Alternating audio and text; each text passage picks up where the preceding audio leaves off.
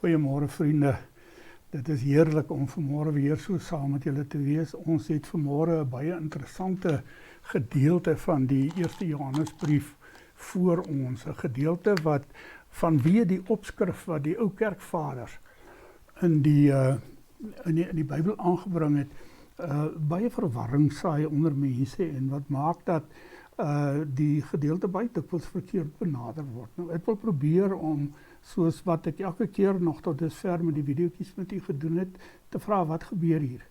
En as ons die vraag wat gebeur hier beantwoord en ons bly in dit wat Johannes te sê het, dan dink ek gaan ons 'n redelike akkurate prentjie kry van dit waarmee Johannes hier besig is. So ons gebruik is dat ons bid en dan lees ek vir u die teks voor en dan wissel ons 'n klompie gedagtes daaroor en dit vat so lank as wat dit vat en as dit kort is dit kort en as dit langer is dit langer.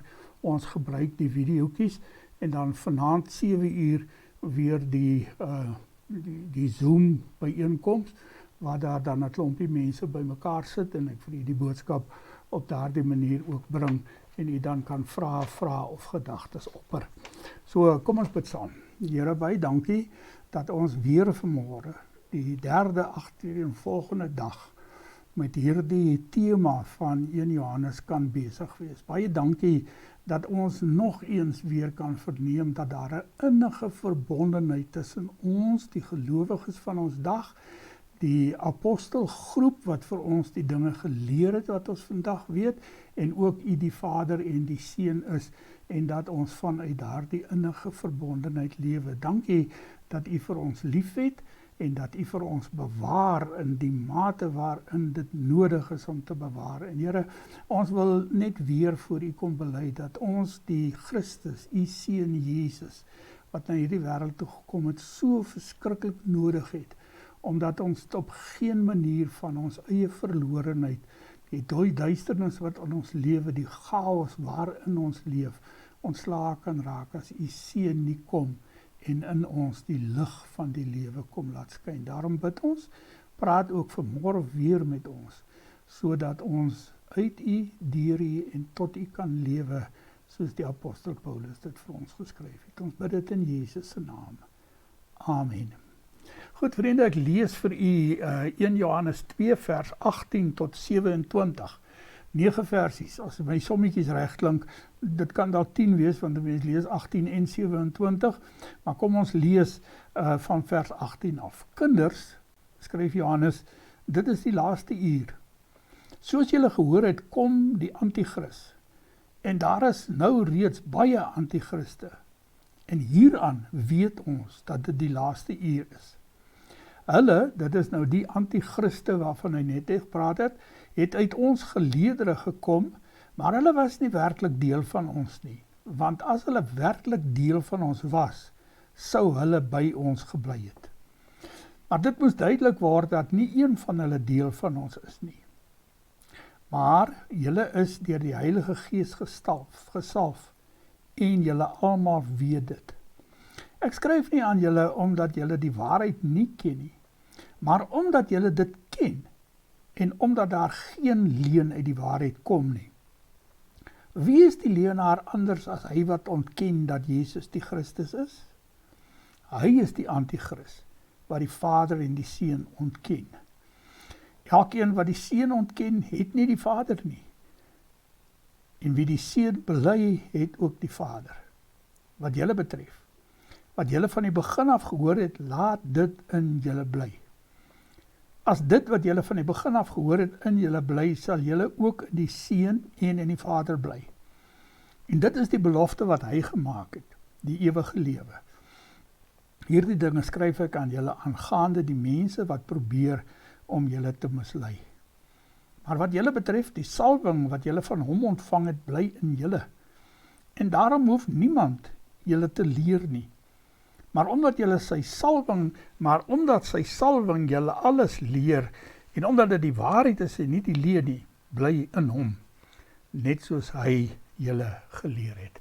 Geliefdes in ons Here Jesus Christus, dis 'n teks hierdie, waar 'n mens as jy hom lees op die oppervlakte die gevaar loop, om te begin dink, Johannes handel nou oor die wederkoms van Jesus. En dat hy nou besig is om bietjie in die eindtye te beweeg, en dat hy, wanneer hy sê hierdie is die laaste uur, dat hy daarmee bedoel dat die wederkoms van Jesus nie net voorhande is nie, die leer al die apostels in elk geval, maar dat die tekens van die tye nou alreeds gebeur het, waarvan ons dan die sekerheid kry dat Jesus weer kom. Dis nie waaroor dit in hierdie gedeelte gaan nie. Dis nie die posisie van die kerk in die periode voorafgaande aan die wederkoms wat hier ter sprake kom nie. Johannes, hierdie selfde Johannes, handel in die Openbaring daarmee ekstensief. En ons kan, as ons daarvan meer wil weet, kan ons daar gaan lees. Johannes is besig om vir ons te leer, wat is die dinge wat ons onderlinge verbondenheid aan mekaar, ons verbondenheid met die apostelgroep en ons verbondenheid met die Vader en die Seun bedreig. Dis waarmee hy besig is. En een van daardie dinge wat hy nou vir ons wil probeer leer, staan in hierdie gedeelte. En hy sê dit nogal vir ons baie oulik in vers 26, wanneer hy sê, hierdie dinge skryf ek aan julle aangaande daardie mense wat probeer om julle te mislei. So dit gaan hier nie oor die wederkoms nie. Dit gaan nie daaroor dat die Here Jesus op die punt staan om terug te kom nie. Die apostels leer almal dat hy in die volgende oomblik kan terugkom. Ons weet nie wanneer sy wederkoms gaan plaasvind nie. Maar Johannes is nie hier besig om te handel oor die wederkoms nie. Hy is besig om te handel oor die goed wat ons verhouding met God bedreig. Hy het dit reeds behandel, hy het al begin daarmee. Toe hy met ons gepraat het, dat hierdie misleiers probeer om ons in ongehoorsaamheid aan God te laat lewe. En as jy in ongehoorsaamheid lewe, leef jy in die duisternis. Hy het reeds daaroor gepraat dat hierdie misleiers probeer om ons by daardie punt te kry waar ons sê ek het nou genoeg gegroei. Ek hoef nou nie verder te groei nie. Ek weet nou alles wat ek wil weet, wat ek nodig het om te weet van die lewende God, en ek kan hom nou met die bietjie wat ek weet, kan ek hom nou heel effektief dien. So dit is nou al die tweede gedeelte van wat ons gisterand oor gepraat het. En dan hoe die wêreld ons impakteer, hoe die wêreld ons fokus verander, is die derde bedreiging wat hy nog gister behandel het. En nou begin hy vandag met die vierde misleiding. En die vierde bedreiging. En die vierde bedreiging is 'n misleiding van die gelowiges. Dis mense wat daarop uit is om die gelowiges te mislei, om op die verkeerde manier met God te begin omgaan. En Johannes sê hier, dat hierdie hele gedeelte handel daaroor, dat hoe later dit word, hoe kwaader word die misleiding van die gelowiges. Hoe erger word die misleiding van die gelowiges. En in hierdie gedeelte begin hy met die woorde, dit is nou die laaste uur.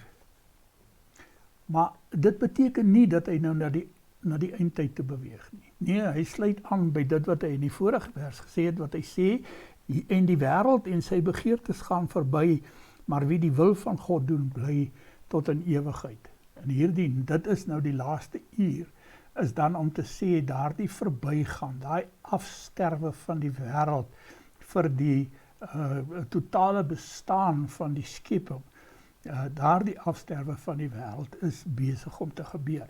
Maar vriende, jy moet baie goed verstaan dat die afsterwe van die wêreld vir elke gelowige, en nie dat jy die wêreld laat sterf vir jou nie, maar die wêreld is besig om verby te gaan.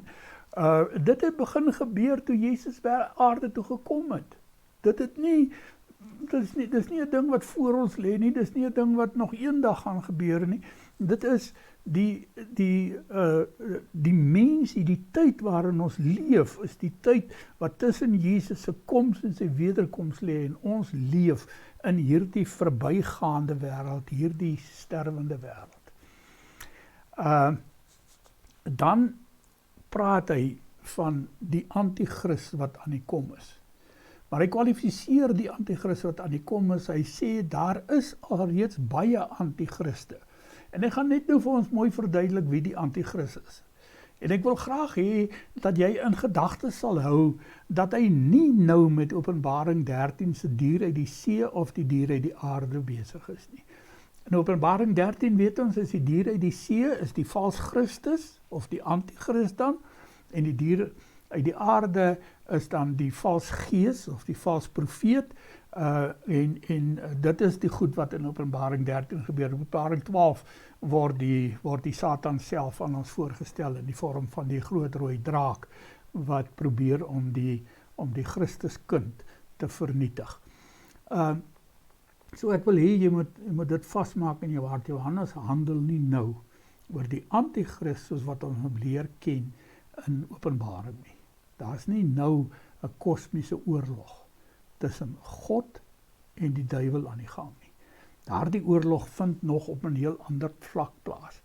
So dan sê hy nou, daar is alreeds baie antichriste en hulle het bepaalde kenmerke. Hy sê, hulle was oënskynlik deel van die geloofsverbondenheid.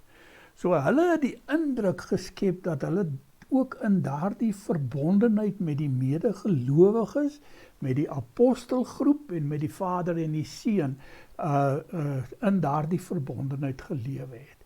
Maar, sê Johannes, hulle het die vals leer wat deur die dosetisme verkondig is begin aanhang, en hulle het begin dink dat hulle nou maar met hulle liggame kan doen wat hulle wil, want hulle gees word nie geraak deur die sondes van hulle liggame nie. En in die proses het hulle dan begin sê in hoofstuk 1 handel reeds daaroor dat hulle dus nie sonde het nie. Die gees wat hulle verteenwoordig is so rein en suiwer soos God se gees self is. En daarom beteken dit dat hulle op die einde van die dag ontken het dat daar iemand soos 'n Christus, 'n middelaar, verlosser vir hulle nodig is. En hy sê, op hierdie manier het hulle dan uit die geloofsverbondenheid uitgeval, of uitgetree liewerster, want dit was 'n doelbewuste handeling. Hulle het uitgetree uit die geloofsverbondenheid. Nou vriende, ek dink daar lê in hierdie hele gedagte van Johannes rondom die antichriste vir ons 'n baie, baie dringende waarskuwing. En ek gaan nou weer 'n bietjie daarna terugkom. Mense wat die hele tyd op soek is na nog iets nuuts, na nog iets anders, na nog iets wat sogenaamd, en ek sê dit doelbewus so, wat sogenaamd in die naam van Jesus Christus aan hulle verkondig word, is nie mense wat besig is om te groei nie, hulle is mense wat besig is om te soek. En die Here wil nie hê ons moet die hele tyd aan die soek bly nie. Die Here wil hê, en dit is nou sy evangelie, dat ek en jy in die seker wete dat ons in Jesus Christus van al ons sonde vrygespreek is, dat ons in daardie seker wete sal begin leef. En dat ons dan ons aandag daarop fokus om die Vader en die Seun al beter te leer ken. En die persoon, die goddelike persoon, deur wie ons dit doen, is die Heilige Gees. En Johannes gaan dit nou hier aanspreek. Maar ek wil hierdie waarskuwing nou al reeds hier voor ons op die tafel neersit. Hierdie mense met wie Johannes se gemeente, se gelowiges in hierdie gedeelte te doen het, is mense wat gedurig deur aan die soek was na die een of ander nuwe goddelike ervaring. Pas op daarvoor, dis bitter, bitter gevaarlik om nie rustig te raak in jou geestelike verhouding met die Vader, in jou verbondenheid met die Vader en die Seun en die gelowiges en die apostelgroep nie. Onthou, die apostelgroep bly altyd deur in hierdie prentjie, want dit is hulle by wie ons hierdie goed geleer het. Ons het nie hierdie goed loop uit ons duime uitsuig nie. Johannes het dit nie gedoen nie. Die kerkvaders het dit nie gedoen nie. Ons doen dit ook nie. Ons suig nie hierdie goed uit ons duime uit nie. Ons het dit by die apostels geleer en ons bly by die woord soos wat hy hier staan. Dan kom Johannes terug en hy sê die mense, die geloofsverbonde mense, die mense wat in hierdie innige verbondenheid met mekaar, met die apostelgroep en met die Vader en die Seun lewe, dra ook 'n klomp kenmerke. Hy sê Hierdie mense is met die Gees vervul. Dis ek en jy. Vriende, en dis een van die groot dwalinge in ons tyd. Dis een van die dinge wat ek dink die apostel Johannes se nekhare sou laat regop staan. As daar 'n prediker op 'n kansel klim en hy sê vir jou, jy moet aan bepaalde vereistes buiten die geloofsoorgawe aan ons Here Jesus Christus voldoen, voordat jy met die Gees van God vervul is. Dit is 'n verskriklike valse verkondiging waarmee hulle besig is. En Johannes spreek dit in hierdie gedeelte aan en ek gaan nou daarna toe terugkom. Maar ek wil hê jy moet baie diep bewus raak daarvan dat 'n persoon, 'n prediker wat opstaan en vir mense leer, jy moet gedoop word. Jy moet in tale praat.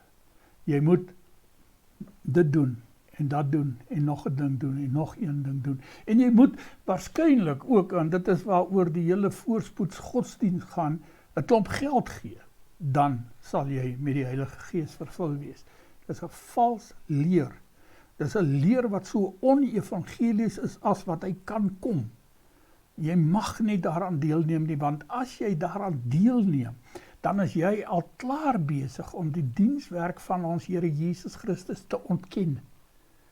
En Johannes sê nou van hierdie klomp misleiers, hierdie antichriste van wie hy praat, dat hulle mense is wat die noodsaak van Christus ontken. Hulle ontken dat daar 'n Christus is, dat daar selfs eers 'n Christus nodig is.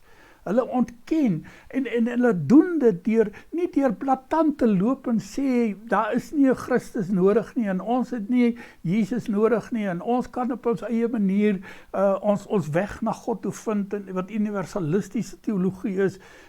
Ons kan elkeen op sy eie pad, met sy eie godsdienst, met sy eie manier van omgaan met God, kan ons uiteindelik almal by dieselfde goddelike hemel, dieselfde goddelike nuwe hemel, nuwe aarde, nuwe Jerusalem uitkom. Dis nonsens. Die mense wat dit loop en verkondig, is mense wat agteraf, wat deur vals woorde die bestaan en die nood vir die Christus ontken. En nou sê Johannes baie sterk van hierdie mense, dat as hulle die seun so verloon het, dan het hulle ook die Vader ontken. Dan is daar nie vir hulle 'n Vader nie. Dan is daar ook vir hulle geen onderlinge verbondenheid met die gelowiges, met die apostelgroep en met die Seun en met die Vader nie. Dan het hulle los geraak en hulle hang die een of ander vreemde teologie, vreemde godsdienst aan. En vriende, ek wil vir u waarsku, daar's baie sulke mense in die tyd waarin ons leef. Hulle gaan bekend onder verskeidenheid van name. Ek luister gisteraand nadat ons hier by mekaar was, 7 uur, om met die groepie gaan lê ek op my bed, ek maak reg om te gaan slaap, maar ek luister so hier en daar 'n videoetjie en daar sit 'n meisietjie wat sing. En sy sing Psalm 23.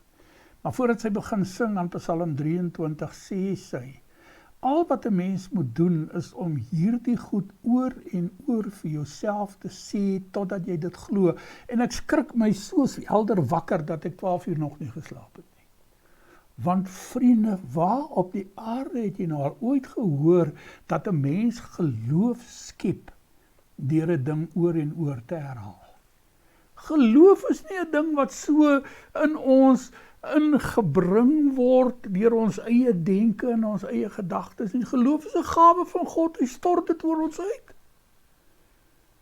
En dit is wat met hierdie antichriste waarmee Johannes besig is verkeerd word.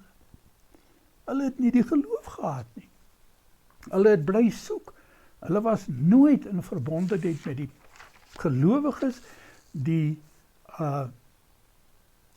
apostelgroep en die Vader en die Seun nie. Hulle het bly soek. En vriende, ek ken mense, baie mense. Ek het 40 jaar plus bedieningsondervinding agter my. Ek ken mense, ek ken baie mense wat deur predikers mislei word om weg te beweeg van die sekerheid, die geloofsekerheid van die evangelie van Jesus Christus en te bly soek na die een of ander nuwe geesteservaring. Dis wat hierdie mense gedoen het. Hulle het in hulle soeke na die nuwe geesteservaring het hulle vir Jesus ontken, daarmee het hulle die Vader nietig verklaar en daarmee het hulle hulle self verdoem. Maar Johannes gaan nie met hulle so seer aan as wat hy met die geloofsverbonde mense, die mense wat aan mekaar in die apostelgroep en aan God die Vader verbonde is, as wat hy met hulle aangaan nie. En hy leer vir ons van hulle 'n klomp goed. 'n 4-tal dinge, om die minste daarvan te sê. En ek gaan probeer om redelik vinnig daarmee te wees, om nie vir u te verveel nie. Die eerste ding, wat Johannes van hierdie mense, van ons, wat in die geloofsverbondenheid met mekaar, met die apostelgroep en met die Vader en die Seun lewe, wat hy van ons wil leer is dat ons die waarheid ken. Hy sê vir hierdie gemeente, ek skryf nie hierdie dinge vir julle omdat julle nie die waarheid ken nie. Ek is nie besig om die een of ander nuwe wonderbaarlike openbaring aan julle bekend te maak, soos wat baie dikwels van die kansels af van voorspoed godsdienst predikers verkondig word nie. Ek is besig om vir julle te vertel van goed wat lank al reeds bestaan, wat lank al reeds daar is, waarmee julle al reeds te doen het, wat julle ken. Julle ken die waarheid. Julle is nie, hoef nie, moet nie, mag nie gedurig op soek wees na nog een of ander nuwe ervaring of belewenis of meerdere ervaring van God waarop ek my dan kan beroem dat hy met my dat hy vir my meer lief het, vir my beter seën, vir my meer omgee as wat hy vir die ander gelowiges in die wêreld omgee nie. Die tweede dingetjie wat hy sê is, hy sê ons weet dat daar nie leuns in die waarheid is nie. En dit is skrikkelik belangrik. Die oomblik wat jy vir iemand sê, jy moet, en ek gebruik 'n voorbeeld wat oor my lewenspad gekom het langs die pad, jy moet jou huis salf, sodat die duiwel daar kan pad gee. Is jy besig om 'n leuen van die Satan te verkondig. Want die seëninge en die salwing kom van God, nie van jou wat loop en met hysopspunt 'n stingeltjie asynwater teen die mure en kusyne van jou deure sprinkel nie. Die seëning, die salwing van jou huis kom van God af. En ek gebruik hierdie voorbeeld uit dit wat Johannes hier sê, omdat hierdie mense dan dikwels daarop aanspraak maak, dat hierdie leuen uit die waarheid het opkom. Dat hulle dit vir mense kan sê, omdat hulle die waarheid aanhang. Hulle doen nie. Die mense wat dit sê, hang nie die waarheid aan nie, hulle hang die leuen aan. Want dit is nie die manier waarop God wil hê, dat ons in hom rustig sal wees. Nie rustend nie, nee, ons werk hard, maar nie sodat ons iets meer van God kan kry nie, maar omdat ons alles van hom reeds het. Hy het dit alles aan ons meegedeel. Johannes sê dit in hierdie gedeelte, gaan lees dit selfs weer. Die derde dingetjie wat Johannes vir ons hier leer is, dat in ons bly die persoon van die evangelie van Jesus Christus. So hy sê vir ons, Jesus bly in ons. En hy kom bemoedig ons, hy kom sê vir ons, as dit so is dat Jesus in julle bly, in ons bly, bly julle ook in hom toe. Moet nou nie gaan staan en goed aanvang, wat julle uit die verbondenheid met hom, Jesus en die Vader en die apostelgroep en die medegelowiges laat tree, sodat jy dan nou, en dit is baie dikwels so mense daaroor redeneer, 'n nuwe geloofsgemeenskap kan begin. En dit is my altyd baie interessant as ek so kyk na die omwêreld rondom my en ek sien hoe daar kerkies ontstaan oral waar mense by mekaar kom en met hierdie nuwe snaakse leringe begin kom. Hulle het nie een enkele bekeerling nie. Hulle haal almal uit die gevestigde gemeentes mense wat dan nou vir hulle aanhang net hierdie vals leerstellings wat hulle verkondig. hierdie leerstellings, dat die Heilige Gees die alles is. Vriende, dis nie wat die Bybel sê nie. Die Bybel sê, Jesus is die alles. Die Bybel sê, die drie-enige God is die alles. Die Bybel sê, ons as gelowiges wat in verbondenheid lees, ons leef in verbondenheid met die Vader en die Seun, en ons doen dit, en Johannes skryf dit in hierdie gedeelte, deur die krag van die Heilige Gees. Want dis die Heilige Gees wat vir ons die salwing gee. Ons is, dis die vierde ding wat ek wil sê, met die Heilige Gees gesalf. En hier wil ek weer sê, as enige iemand ooit vir jou sê, en ek gebruik John MacArthur se begrip hier, ek gaan dit in Engels sê, want John MacArthur is 'n Engelsman, 'n Amerikaner, maar ek gebruik sy begrip hier in antwoord op die vraag, as ek in my werkskring, of my gesinskring, of my geloofskring, of my sosiale kring te doen kry met hierdie mense, hoe hanteer ek dit? Toe sê hy, grab your wallet and run. Vriende, die oomblik wat iemand vir jou sê, jy moet iets besonders doen, om die Heilige Gees te verkry, dan beteken dit dat jy in verdienste voor God begin lewe. En as jy in verdienste voor God begin lewe, het die offer van Jesus onnodig geword. En as die offer van Jesus onnodig is, dan ontken jy die Christus. En Johannes sê, as jy die Christus ontken, dan ontken jy die Vader. So dit is verskriklik belangrik, vriende, dat jy sal verstaan dat die oomblik toe jy antwoord op Jesus se roepstem, en voor hom kom staan en sê, Here, hier is ek, arme sondaar, wees my genadig. Toe stort hy sy Gees in jou in. Toe woon sy Gees in jou. En al wat jy nou nog moet doen, is jy moet al meer en meer jou lewe aan die Heilige Gees oorgee, sodat hy jou kan lei. Jy moet nie een of ander doping, of spesiale geleentheid, of prys betaal, of evangelisasiewerk doen, of om die Heilige Gees te verkry nie. Dis 'n vals evangelie, en dit moet verwerp word met minagting, met die minagting wat dit verdien. So, wat wil ek vir jou sê? Ek wil vir jou sê, binne in die gemeentes aan wie Johannes geskryf het, is daar twee groepe gewees.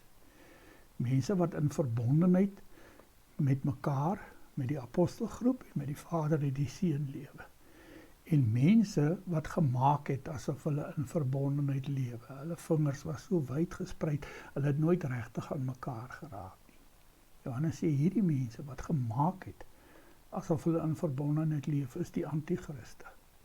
En die antichriste het eintlik net een doel in hierdie wêreld, en dit is om jou te mislei, sodat jy die evangelie verkeerd begin verstaan. Sodat jy jou verbondenheid met die Vader en die Seun, met die medegelowiges en die apostelgroep verkeerd begin verstaan. Sodat jy eventueel, al is jy nie aktief besig om daardie woorde te sê nie, die Christus kan ontken. Sodat jy daarmee die Vader kan ontken. Sodat jy daarmee weer in die duisternis beland en in die duisternis lewe. Ek bid vir jou. Ek bid regtig vir jou hierdie Pinkstertyd, dat hierdie boodskapies dit in jou wakker sal maak, dat jy sal besef, ek kan nie ronddobber wanneer ek in die geloofsverbondenheid lewe nie. Want ek is soos 'n geankerde skip. Die wind en die weer van leringe jaag my nie meer rond nie, skryf Paulus vir Timoteus. Ek is geanker. Waar is ek geanker? Ek is geanker in Jesus.